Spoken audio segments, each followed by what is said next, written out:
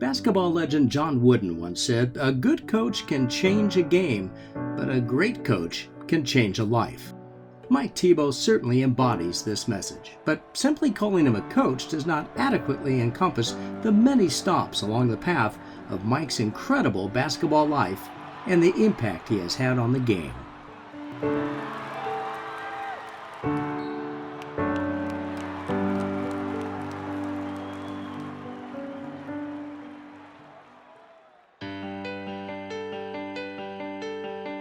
Mike would describe himself as a mediocre athlete during his time as a student at Bellarmine. In fact, he got cut from the basketball team in his junior year. An ankle injury in his senior season kept him off the court yet again, but the need for a freshman coach drew him back to the program. And so the long and decorated coaching career of Mike Thibault began when he was still a teenager. Well, Mike as a coach is certainly extraordinary. And what made him great, he's a great teacher of the game.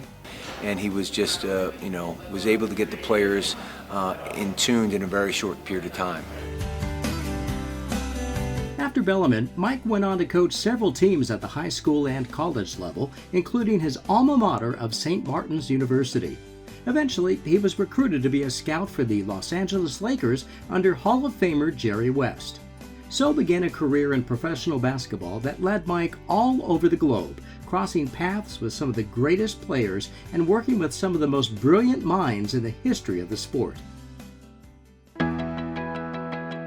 He was promoted to Director of Player Personnel in 1979, the same year the Lakers drafted a young Magic Johnson. Over the next 4 seasons in LA, Mike collected a pair of NBA championship rings.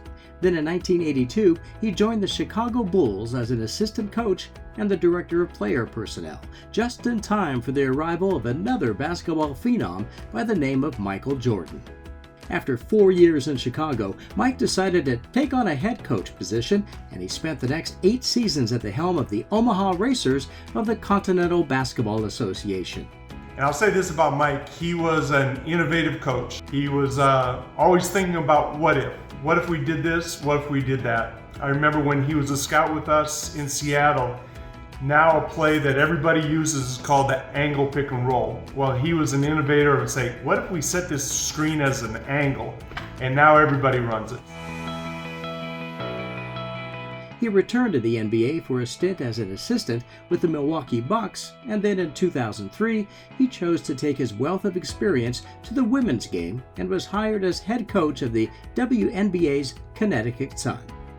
Over the next 20 years, Mike made an indelible impact on professional women's basketball, serving as a mentor for countless players and coaches. He spent 10 seasons with the Sun, followed by 10 more with the Washington Mystics. In 2019, he led the Mystics to their first ever WNBA championship. Mike Thibault had a huge impact in the WNBA, first with his time at coaching the Connecticut Sun, then with his time becoming a championship coach with the Washington Mystics, and now as a GM for that same Mystics franchise. People love playing for him. He brought a different kind of style and a way about him with all of his experience in men's professional basketball, bringing that to the women's game. A person who cared for us on the court, but also off the court. And that's the beauty of Mike's coaching style, bringing together individual talents to succeed as one. His role in my career, he helped me become a champion. I'd like to think we both helped each other, but he certainly helped me so much to grow as a player and a person. But the player side, he taught me how to play without the ball. Like, there's so many moments in a game where you don't have the ball, and I was always a scorer, ball in hand, all that. And he taught me selfless basketball. And then, again, the importance of family first and creating a culture that you want to come and show up to work.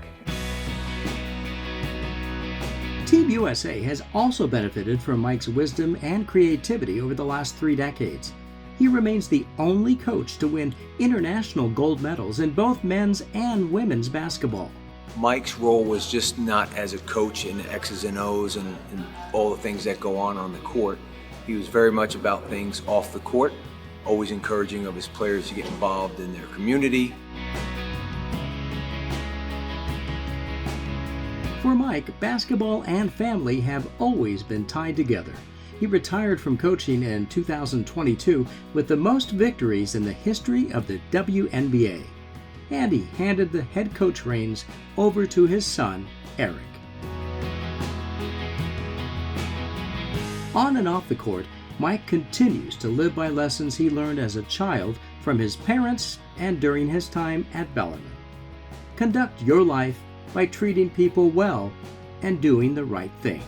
He's always supported us to use our voices and to speak out about anything that we're passionate about, and he's always had our back in those moments, even if they're not popular things that people, want to talk about, or if they're tough discussions. He says, own it, and we've got your back. To me, what makes him more of a Hall of Fame coach, or really he's a Hall of Fame person, is the commitment and love he has for his family.